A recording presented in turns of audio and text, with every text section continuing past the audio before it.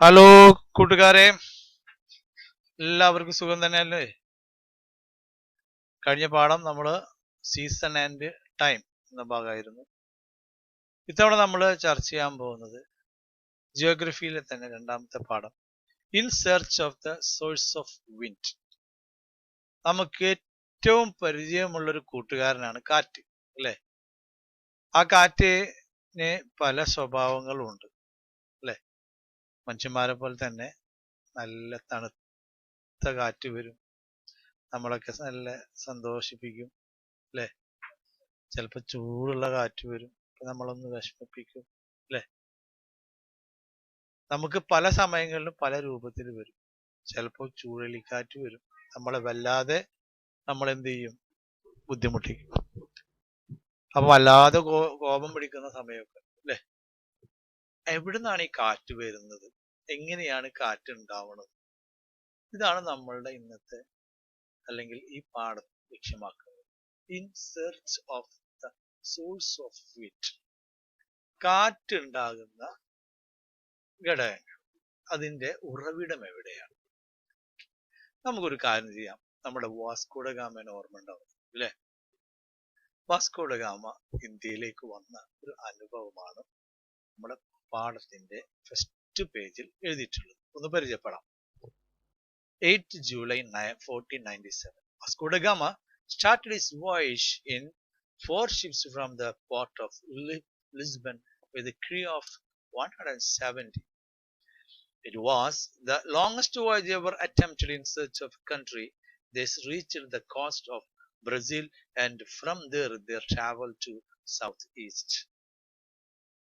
The wind identified by Bartholomew aided Gama and took him to the southernmost of Africa.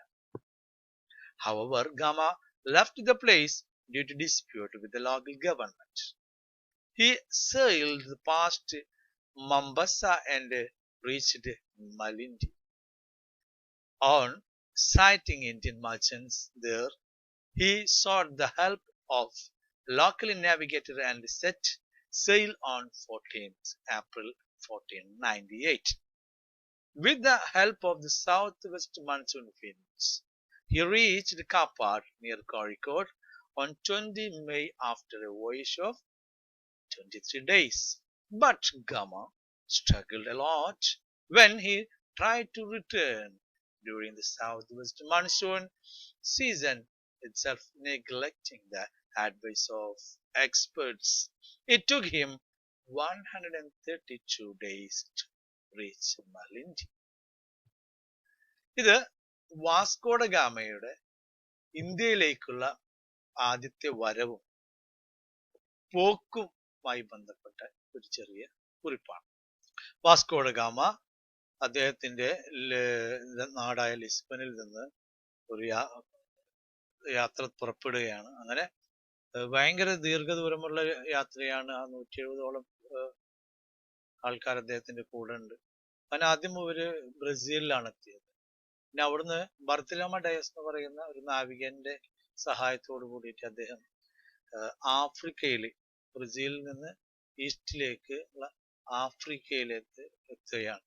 കുറച്ചു നാൾ അവർ ആഫ്രിക്കയിൽ നിൽക്കും. പിന്നെ അവിടുത്തെ ലോക്കൽസിനായിട്ട് കുറച്ച് തട്ടുമുട്ടലും പ്രശ്നങ്ങളൊക്കെ ആയപ്പോൾ പിന്നെ അദ്ദേഹം മാംബാസയിലേക്കും അതുപോലെ തന്നെ മലിന്തി എന്ന് പറയുന്ന ദ്വീപിലെത്തുവാണ്. അവിടുന്നാണ് അതിനുശേഷം അദ്ദേഹം ഒരു ഇന്ത്യൻ നാവികന്മാരെ കാണുകയാണ്. അവരുടെ സഹായത്തോട് കൂടിയിട്ട് 24th April 1498 അവിടുന്ന് യാത്ര പുറപ്പെട്ടു. 23 ദിവസത്തിന് ശേഷം അദ്ദേഹം കാപ്പാട്, നമ്മുടെ കോഴിക്കോട് എത്തി, അല്ലെ? അത് കഴിഞ്ഞ് അദ്ദേഹം തിരിച്ചു പോയി. അദ്ദേഹത്തിന്റെ ഈ മിലിന്തിയിലേക്ക് തിരിച്ചെത്തിയത് 132 ദിവസം കഴിഞ്ഞിട്ടാണ്. മിലിന്തിയിൽ നിന്ന് കേരളത്തിലെത്തിയത് 23 ദിവസം കൊണ്ട്. എന്നാൽ തിരിച്ചങ്ങോട്ടേക്ക് പോകുമ്പോൾ 132 ദിവസം. അതായത് ഏകദേശം 110ഓളം ദിവസം കൂടുതലെടുത്തു. എന്തായിരിക്കും കാരണം? അല്ലെങ്കിൽ എന്തുകൊണ്ടാണ് അദ്ദേഹം പെട്ടെന്ന് എത്തിയത്? എന്തുകൊണ്ടാണ് അദ്ദേഹം തിരിച്ച് അവിടെ എത്തുമ്പോൾ നേരം വൈകിയത്? തിരിച്ചു പോകുമ്പോൾ ആൾക്കാർ പറഞ്ഞു, ഇപ്പൊ പോകരുത്, ബുദ്ധിമുട്ടാണ്, ഇപ്പൊ പോകുന്ന സമയമല്ല എന്നൊക്കെ പറഞ്ഞു. അപ്പോ അദ്ദേഹം കാറ്റിന്റെ സഹായത്തോട് കൂടിയിട്ടാണ് അദ്ദേഹം ഇങ്ങോട്ടേക്ക് എത്തിയത്. അത് ഏപ്രിൽ മാസത്തിലാണ് അദ്ദേഹം. അപ്പൊ അത് ഈ സമയത്ത് നമ്മുടെ കര ചൂട് പിടിക്കുന്ന സമയമാണ്. അപ്പോൾ വേനൽക്കാലമുള്ള സമയമാകുന്നതുകൊണ്ട് സൗത്ത് വെസ്റ്റ് മൺസൂണിന്റെ ഒരു കാലഘട്ടമാണ്. അങ്ങനെ ഇദ്ദേഹം പെട്ടെന്ന് ഇങ്ങോട്ട് എത്തി. പക്ഷെ തിരിച്ചങ്ങോട്ടേക്ക് അദ്ദേഹം പോകുന്നത് സമയം കാറ്റ് പ്രതികൂലമായിരുന്നു എന്നുള്ളതാണ്. അതുകൊണ്ടാണ് നേരം വൈകിയെന്നാണ് പറയുന്നത്. It was the wind and an unyielding will that helped a mariner named Vasco da Gama to sail thousands of kilometers from Europe to find a sea route to India. The role of winds in the voyage which changed the course of our land's history is worth mention. How do winds influences? Look into a few factors like the different type of wind, their information and effects. സത്യം പറഞ്ഞ കാറ്റിന്റെ സഹായത്തോടു കൂടിയാണ് Vasco da Gama നമ്മുടെ അടുത്തേക്ക് വന്നത്. ഈ Vasco ഡ ഗാമയുടെ വരവാണ് ഇന്ത്യയുടെ ഹിസ്റ്ററി തന്നെ മാറ്റി. അതിനുശേഷം ഒരുപാട് ആൾക്കാർ ഇവിടെ വരികയും കോളനി സ്ഥാപിക്കുകയും ചെയ്തു. ഇന്ത്യ ചരിത്രം തന്നെ മാറ്റുന്നതിൽ വാസ്കോ ഡ ഗാമക്ക് വലിയ പങ്കുണ്ട്. പക്ഷെ വാസ്കോ ഡ ഗാമയെ ഇവിടെ എത്തിച്ച കാറ്റിന് അതിനേക്കാളേറെ പങ്കുണ്ട്. കാരണം കാറ്റാണ് വാസ്കോ ഡ ഗാമയെ ഇങ്ങോട്ടേക്ക് എത്തിച്ചത് എന്നാണ് യാഥാർത്ഥ്യം. You have learned that atmospheric pressure, it is the weight of atmospheric air, and that the variation in the atmospheric pressure are the basic reason for wind. നമ്മൾ പഠിച്ചിട്ടുണ്ട് അറ്റ്മോസ്ഫിയറിക് പ്രഷർ എന്താണെന്ന് നമ്മൾ പഠിച്ചിട്ടുണ്ട്. അതായത് അറ്റ്മോസ്ഫിയറിക് പ്രഷർ എന്ന് പറഞ്ഞാൽ എന്താണ്? Is the weight of atmospheric air and that the variation in the atmospheric pressure are the basic reason for the wind. Atmospheric pressure എന്ന് പറഞ്ഞു കഴിഞ്ഞാൽ എയറിന്റെ അറ്റ്മോസ്ഫിയർ എയറിന്റെ വെയിറ്റ് ആണ്. അറ്റ്മോസ്ഫിയറിക് വായു, അതായത് അന്തരീക്ഷ വായുവിന്റെ ഭാരത്തിനെയാണ് എന്ത് പറയാ? അറ്റ്മോസ്ഫിയറിക് പ്രഷർ എന്ന് പറയാം. The variation in the atmospheric pressure, അറ്റ്മോസ്ഫിയറിലുള്ള പ്രഷറിന്റെ മാറ്റം, variations are the reason for the wind. അതാണ് കാറ്റിന് കാരണം. എന്താണ് atmospheric pressure? Atmospheric pressure is the weight of the atmospheric air. അപ്പൊ കാറ്റിന് കാരണം എന്താ? ദ വേരിയേഷൻസ് അല്ലെ in the atmospheric pressure are the basic reason for wind. Let's look into the variation behind this and their effects. നമുക്ക് എന്താണ് ഈ വേരിയേഷന് പിന്നിലുള്ള ഘടകം എന്താണെന്ന് നമുക്ക് പരിചയപ്പെടാം. The average weight exert on the earth's surface is 1034 milligram per centimeter square. ശരാശരി ഭാരം, അറ്റ്മോസ്ഫിയറിക് പ്രഷറിന്റെ ശരാശരി ഭാരം എന്ന് പറഞ്ഞാൽ air exert on the earth surface, അതായത് എയർ നമ്മുടെ എർത്തിന്റെ സർഫേസിൽ ചെലുത്തുന്ന ഭാരം എന്ന് പറയുന്നത് ഏകദേശം ശരാശരി 1034 മില്ലിഗ്രാം പെർ സെന്റിമീറ്റർ ആണ്. ഒരു സെന്റിമീറ്ററിൽ 1034 മില്ലിഗ്രാം ആണ്. ഇത് അതിന്റെ ഒരു കണക്കാണ്. Atmospheric pressure is measured using an instrument called mercury barometer. ഇനി അറ്റ്മോസ്ഫിയർ പ്രഷർ എങ്ങനെയാണ് നമ്മൾ അളക്കുക?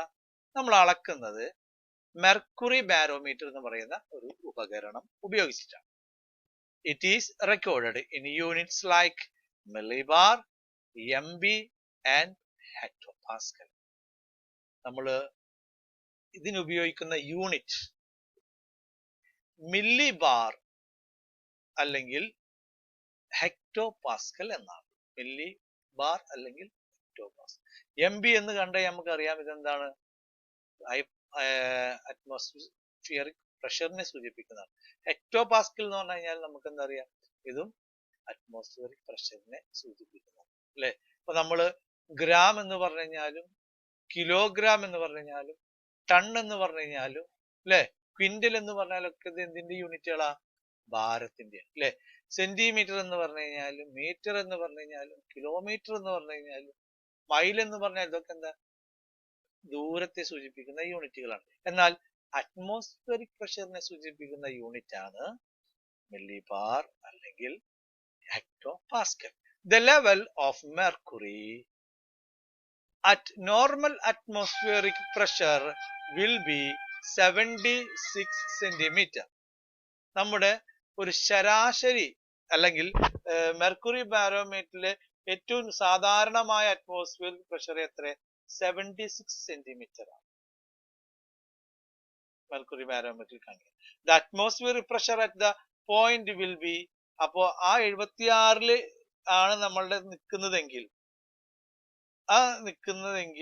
അതിലെ അപ്പൊ നമ്മൾ ആ ഒരു അറ്റ്മോസ്ഫിയറിക് പ്രഷർ എത്രയായിരിക്കും എന്ന് പറഞ്ഞു കഴിഞ്ഞാൽ will be 1013.2 millibar or 1013.2 hectopascal.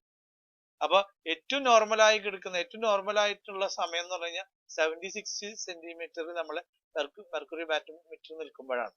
എന്ന് പറഞ്ഞു കഴിഞ്ഞാൽ എത്രയാണ് അറ്റ്മോസ്ഫിയർ പ്രഷർ? 1013.2 മില്ലിബാർ അല്ലെങ്കിൽ ഹെക്ടോ പാസ്കൽ ആണ്. ഓക്കെ, ഇനി നമുക്ക് ചിത്രത്തില് രണ്ട് പ്രദേശങ്ങൾ കാണാം അല്ലെ. നോക്കൂ, എ എന്ന പ്രദേശവും കാണാം, ബി എന്ന പ്രദേശവും. എന്താണ് ഈ പ്രദേശത്തിന്റെ പ്രത്യേകത? എയുടെ ഓൾട്ടിറ്റ്യൂഡ് കൂടുതലാണ്, ബി ഒരു ലോ ഓൾട്ടിറ്റ്യൂഡ് ആണ്. ദാറ്റ് മീൻസ് സീ ലെവൽ ആണ് ബി ഉള്ളത് അല്ലെ. രണ്ട് സ്ഥലത്താണ്. Did you notice the place marked A and B in the diagram? Which of these places will have higher atmospheric pressure and why? ഇതിൽ നോക്കാം, ഇതിലേത് each of these places will have higher atmospheric pressure? ഏത് സ്ഥലത്തായിരിക്കും കൂടുതൽ മർദ്ദം ഉണ്ടാവുക? എന്താണ് നിങ്ങളുടെ അഭിപ്രായം? ഉണ്ടെങ്കിൽ എവിടെയാണ്? നിങ്ങളുടെ അഭിപ്രായം എന്താണ്? പ്രഷർ ഏറ്റവും കൂടുതൽ എവിടെയാണ് ഉണ്ടാവുക? അറ്റ്മോസ്ഫിയർ പ്രഷറിന് എന്തുണ്ട്? അറ്റ്മോസ്ഫിയറിക് പ്രഷർ എന്ന് പറഞ്ഞു കഴിഞ്ഞാൽ വെയിറ്റ് ഓഫ് ദ എയർ ആണ്. നമുക്കറിയാം എയറിന് വെയിറ്റ് ഉണ്ടെങ്കിൽ അത് സ്വാഭാവികമായിട്ടും അത് എവിടേക്കാണ് വരിക? താഴോട്ടാണ് വരിക അല്ലെ. അപ്പോ മുകളിലുള്ള എയർ താഴോട്ടാ വരിക. അപ്പൊ മുകളിൽ എന്തുണ്ടാവുക?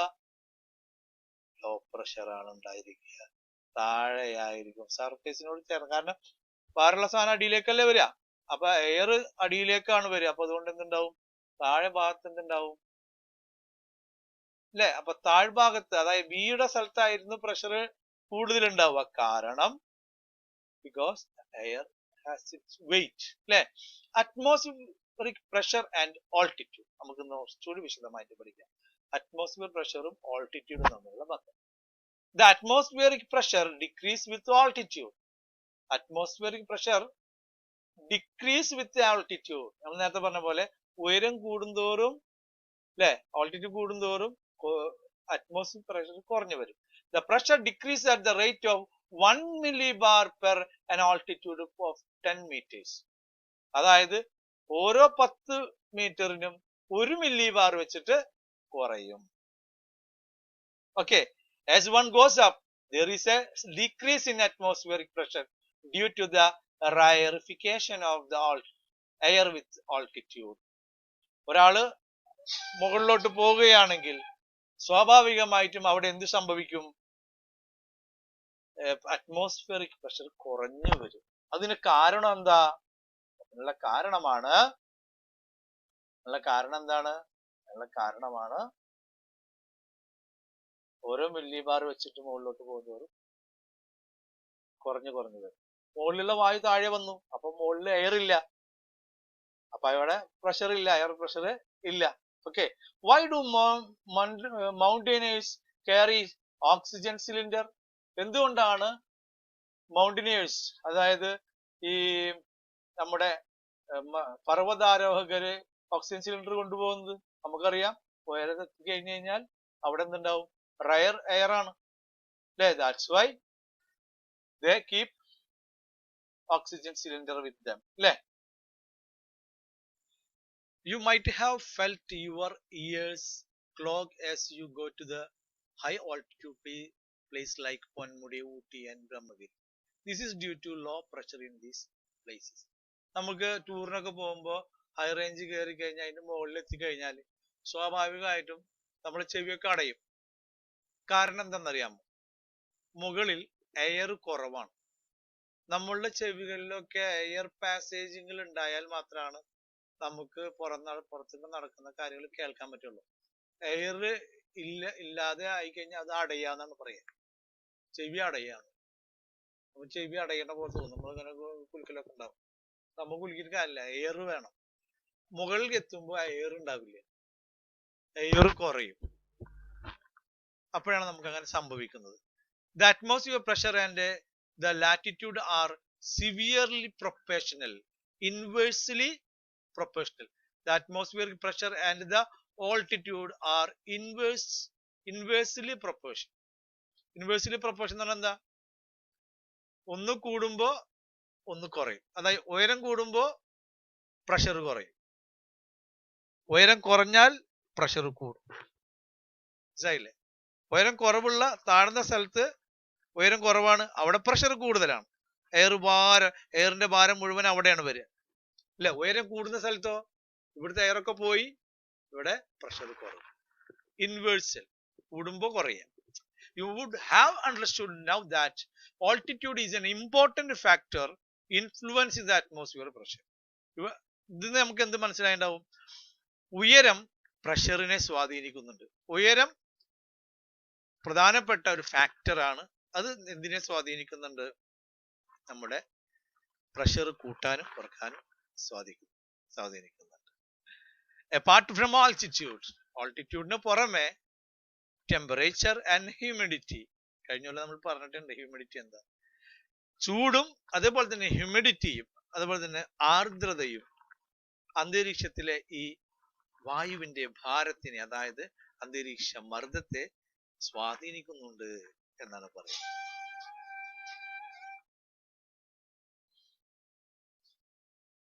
നമുക്ക് ടെമ്പറേച്ചർ ആൻഡ് അറ്റ്മോസ്ഫിയറിക് പ്രഷർ എന്ന് പരിചയപ്പെടാം. ടെമ്പറേച്ചർ ആൻഡ് അറ്റ്മോസ്ഫിയറിക് പ്രഷർ, ചൂടും അറ്റ്മോസ്ഫിയറിക് പ്രഷർ. ഇപ്പൊ നമ്മൾ നേരത്തെ ഉയരം കൂടുമ്പോൾ ചായയുടെ സ്വാദ് കൂടും എന്ന് പറഞ്ഞതുപോലെ ഉയരം കൂടുമ്പോൾ അല്ലെങ്കിൽ താപം കൂടുമ്പോൾ, ടെമ്പറേച്ചർ കൂടുമ്പോൾ പ്രഷറിന് എന്ത് സംഭവിക്കും നമുക്കൊന്ന് പരിചയപ്പെടാം അല്ലെ?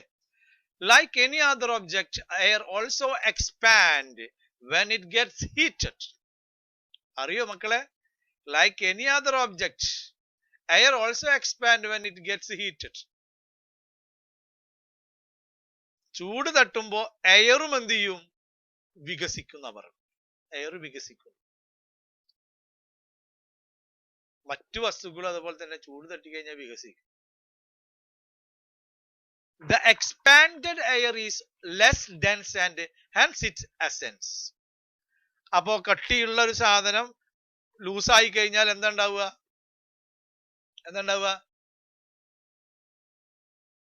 ഭാരം കുറഞ്ഞാൽ അത് മുകളിലേക്ക് പൊന്തുവല്ലേ ചെയ്യുക. ഭാരം കുറയുമ്പോൾ മുകളിലേക്ക് പൊന്തുകയല്ലേ അല്ലേ? അങ്ങനെ എക്സ്പാൻഡ് എയർ, അങ്ങനെ വികസിച്ചിട്ടുള്ള, ചൂട് തട്ടിയ വികസിച്ചിട്ടുള്ള എയർ എന്ത് ചെയ്യും?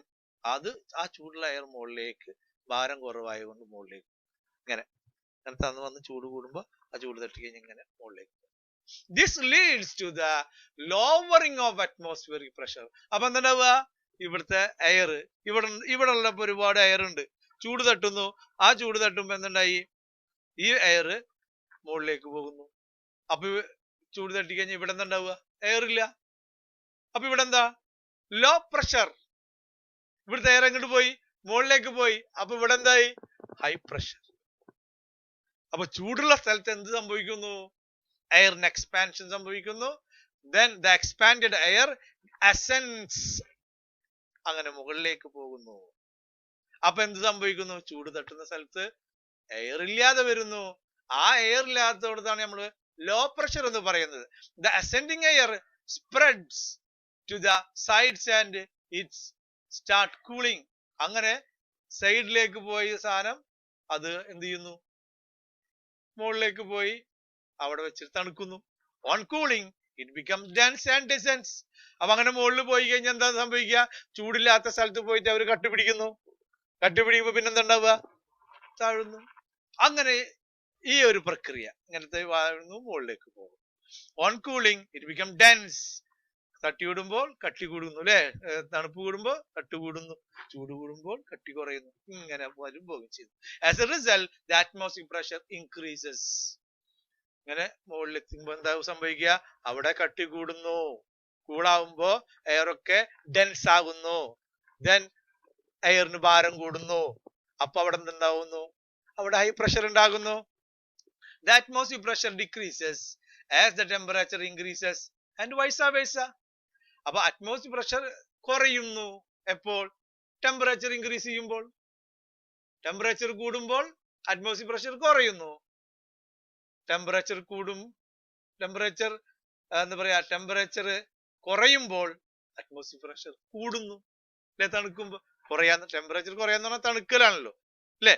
Haven't you understood now that the temperature and the atmosphere pressure are inversely proportional?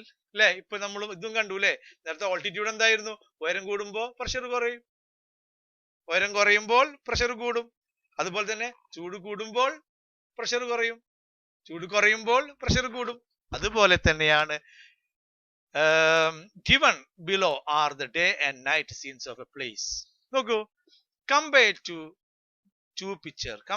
two picture. Identify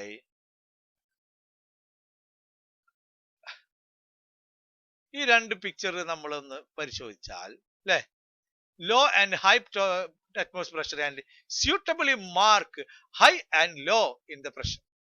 നമ്മൾ എന്ത് ചെയ്യണം? അവിടെ ഹൈ പ്രഷറും ലോ പ്രഷറും നമ്മൾ മാർക്ക് ചെയ്യണം. നോക്കൂ, ഇപ്പൊ രാത്രിയാണ്, ഒരു പിക്ചറിൽ രാത്രിയാണ്, ഒരു പിക്ചർ പകലാണ്, ഒരു പിക്ചർ പകലാണ്, അല്ലെ? അങ്ങനെ നമ്മൾക്ക് നോക്കിയ പകൽ എന്താണ്? സൂര്യൻ വരുന്നത്, അല്ലെ? നോക്കിയേ, സൂര്യൻ വരുന്നുണ്ടല്ലോ, കണ്ടില്ലേ? ഇതാ രാത്രിയാ, സൂര്യനെ കാണാനില്ല. ഒരു പകല് നമുക്ക് എന്താ അനുഭവപ്പെടുക? നമുക്ക് ഫീൽ ചെയ്യുന്ന എന്താ? വി ഫീൽ, അല്ലെ, ഹീറ്റ്, അല്ലെ? ചൂടാണ് നമുക്ക് അനുഭവപ്പെടുക, അല്ലെ? ചൂട് അനുഭവപ്പെടുമ്പോ എന്തുണ്ടാവും? What happens? ദ എയർ, ഇവിടെയുള്ള എയർ എക്സ്പാൻഡ് ചെയ്തിട്ട് ഭാരം കുറഞ്ഞിട്ട് മുകളിലേക്ക് പോകുന്നു. ദെൻ ഇവിടെ എന്തുണ്ടാവുന്നു? Low pressure. അപ്പൊ നമ്മൾ ഇവിടെ എന്ത് ചെയ്യും? എൽ എന്ന് എഴുതാം, അല്ലെ? ആൻഡ് രാത്രിയാകുമ്പോ എന്തുണ്ടായത്? രാത്രിയാകുമ്പോ എന്തുണ്ടാവുക? ഇവിടെ മുഴുവൻ തണുക്കുന്നു, അല്ലെ? അപ്പൊ മുകളിൽ പോയ എയർ എന്ത് ചെയ്യും? ഇവിടെ എന്താ സംഭവിക്കുന്നു? ഇവിടെ രാത്രിയാകുമ്പോ തണുപ്പുണ്ടാവുക, ചൂട് കുറയും. അപ്പൊ ഇവിടെ high pressure. Compare the two picture, identify the situation, അല്ലെ? ഇതായിരുന്നു നമ്മുടെ ചോദ്യം. Compare to the colder region, the tropical region experience low atmospheric pressure. Why? Compare to colder region, തണുത്ത പ്രദേശത്തേക്കാൾ ട്രോപ്പിക്കൽ റീജിയനുകളിൽ ലോ പ്രഷറാണ് അനുഭവപ്പെടുന്നത്. എന്തുകൊണ്ട്? നോക്കൂ, അതായത് very high temperature experienced in lower latitude. Lower latitude എന്ന് പറഞ്ഞു കഴിഞ്ഞാൽ ഇക്വറ്റേറിയലാണ് 0, പിന്നെ അതിന്റെ നോർത്തിലേക്ക് പോകുമ്പോൾ 0 മുതൽ 90 ഡിഗ്രി വരെ, നോർത്തിലേക്ക് 0 മുതൽ സൗത്തിലേക്ക് 90 ഡിഗ്രി വരെ. അപ്പൊ ലോവർ ലാറ്റിറ്റ്യൂഡ് എന്ന് പറഞ്ഞു കഴിഞ്ഞാൽ 0, 10, 15 മുതലുള്ള ആ സെൻട്രൽ കാണുന്ന പ്രദേശമാണ് ലോവർ ലാറ്റിറ്റ്യൂഡ് ഏരിയ. അവിടെ ഹൈ ടെമ്പറേച്ചർ ആണ് എക്സ്പീരിയൻസ് ചെയ്യുക. നമ്മൾ കഴിഞ്ഞ പാഠത്തിൽ പഠിച്ചു, അവിടെ അപ്പാരന്റ് മൂവ്മെന്റ് കൂടുതലുള്ളതുകൊണ്ട് സൂര്യൻ എപ്പോഴും അവിടെ ഉള്ളത് കൊണ്ട് അവിടെ ടെമ്പറേച്ചർ കൂടുതലായിരിക്കും. Lower latitude, so air starts to rise. അവിടെ ചൂടുള്ളത് കൊണ്ട് അവിടുത്തെ എയർ മുകളിലേക്ക് പൊന്തും, അല്ലെ? ചൂട് കൂടുമ്പോൾ അവിടുത്തെ എയർ പൊന്തുകയും അവിടെ ലോ പ്രഷർ ആകുന്നു. That leads to low atmosphere pressure there. അതുകൊണ്ട് ആ ലോവർ ലാറ്റിറ്റ്യൂഡിൽ ലോ പ്രഷർ ആയിരിക്കും. ബട്ട് ഇൻ കോൾഡ് റീജിയൻ, എന്നാൽ കോൾഡർ അവിടുന്ന് കൂടി കുറച്ചുകൂടി ഹൈ ലാറ്റിറ്റ്യൂഡ് ഏരിയ, അതായത് 30 ഡിഗ്രിക്ക് അതിന് മുകളിലുള്ള ഏരിയ, അങ്ങനെ 60 ഡിഗ്രി 90 ഡിഗ്രി ഉള്ള ഏരിയ എന്ന് പറഞ്ഞാൽ ഹൈ ലാറ്റിറ്റ്യൂഡ് ഏരിയ ആണ്. ആ പ്രദേശത്ത് colder region air is dense. അവിടെ കോൾഡർ റീജിയൻ ആണ്, അവിടെ അന്തരീക്ഷം മുഴുവൻ കോൾഡർ ആയതുകൊണ്ട് അവിടെ എയർ കൂടുതലായിരിക്കും. Colder region air is dense, so that leads to high atmospheric pressure. അവിടെ എന്തുകൊണ്ടുണ്ട്? അവിടെ ഹൈ അറ്റ്മോസ്ഫിയറിക് പ്രഷർ ആയിരിക്കും കൂടുതലുണ്ടാവുക. ഓക്കെ, അപ്പൊ നമ്മൾ ഓൾട്ടിറ്റ്യൂഡ് ആൻഡ് ടെമ്പറേച്ചർ ഈ രണ്ട് ഫാക്ടറിനെ കുറിച്ച് നമ്മൾ ഡിസ്കസ് ചെയ്തത്. ഇനി അടുത്ത ഫാക്ടറാണ് ഹ്യൂമിഡിറ്റി. ലാസ്റ്റ് ഇയറിൽ 9th നമ്മൾ ഫസ്റ്റ് ചാപ്റ്ററിൽ പഠിച്ചിട്ടുണ്ട് വാട്ട് ഈസ് ഹ്യൂമിഡിറ്റി. അല്ലെ, humidity refers to the quantity of water present in the atmosphere. അതായത് അന്തരീക്ഷത്തിലെ ജലത്തിന്റെ അളവാണ്, നമുക്ക് കാണാൻ കഴിയില്ല, അളവിനെയാണ് എന്ത് പറയാ, ഹ്യൂമിഡിറ്റി എന്ന് പറയാം. Water vapour is lighter than air and hence it essence. അതായത് എയറിനേക്കാൾ ലൈറ്റ് ആണ്, ഭാരം കുറവാണ് വാട്ടർ വേപ്പർ. പിന്നെ അതുകൊണ്ട് ഭാരം കുറവായത് കാരണം താഴോട്ടല്ല പോവുക, മുകളിലേക്കാണ് പോവുക. എസെൻസ് എന്ന് പറഞ്ഞാൽ മുകളിലേക്ക് പോകും. If the quantity of water vapour is more in a unit of volume of air, then naturally the atmospheric pressure will be less. എന്ന് പറഞ്ഞാൽ എന്താ, if the quantity of water vapor is more in a unit volume, ഒരു unit വോളിയത്തില് ഒരു നിശ്ചിത സ്ഥലത്ത് water വേപ്പറാണ് കൂടുതലെങ്കിൽ volume of air, then naturally the atmospheric pressure will be less.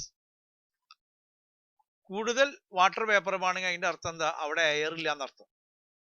ആ പ്രദേശം മുഴുവൻ വാട്ടർ വേപ്പറുമാണ്, അപ്പൊ എയർ ഇല്ല അവിടെ. അപ്പൊ എയർ ഇല്ലാത്ത സ്ഥലം എന്താണ്, ലോ പ്രഷറാണ്. അപ്പോ ഹ്യൂമിഡിറ്റി, വാട്ടർ കണ്ടന്റ് കൂടുതലുള്ള സ്ഥലത്ത് എയർ കുറവായിരിക്കും. അപ്പൊ എയർ കുറവുള്ള സ്ഥലത്ത് എന്തായിരിക്കും, ലോ പ്രഷർ ആയിരിക്കും. Humidity and atmosphere pressure are inversely proportion. അപ്പൊ ഇപ്പോഴും പറഞ്ഞ നമുക്ക് മനസ്സിൽ ഓൾട്ടിറ്റ്യൂഡിന്റെ കാര്യം പറഞ്ഞപ്പോഴും ടെമ്പറേച്ചറിന്റെ കാര്യം പറഞ്ഞപ്പോഴും ഇതും അതേപോലെ തന്നെ. ഹ്യൂമിഡിറ്റി കൂടുന്ന സ്ഥലത്ത് എയർ കുറവായിരിക്കും, ദാറ്റ് മീൻസ് എയർ പ്രഷർ കുറവായിരിക്കും, അല്ലെ.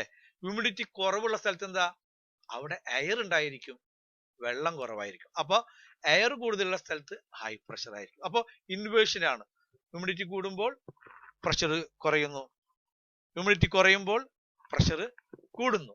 അപ്പൊ ഇൻവേർഷണൽ propagation. Okay, low places at the same elevation are marked as B in the figure. Which of these has low pressure, low atmospheric pressure? ഇത് നോക്കിയേ, ഈ ചിത്രത്തിൽ നമുക്ക് കാണാം എ ഉണ്ട്, ബി ഉണ്ട്. ഇതിൽ ഏത് സ്ഥലത്തായിരിക്കും ലോ പ്രഷർ ഉണ്ടാവുക, അല്ലെങ്കിൽ which of these places low atmospheric pressure? A located in the coastal area, അല്ലെ, കണ്ടില്ലേ, A located. B is located away from the coastal area. B coastal area നിന്ന് കൂടുതൽ അകലെയാണ്. Humidity in the atmosphere of the region near coastal area will be more. ഇവിടെ കടലിന് തീരത്തായ ഇവിടുത്തെ അന്തരീക്ഷം എങ്ങനെയായിരിക്കും, കൂടുതൽ ഹ്യൂമിഡിറ്റി ഉണ്ടായിരുന്നു, വെള്ളം കൂടുതൽ ഉണ്ടായിരിക്കും. എന്നാൽ ഇവിടെ വെള്ളം കുറവായിരിക്കും, അല്ലെ.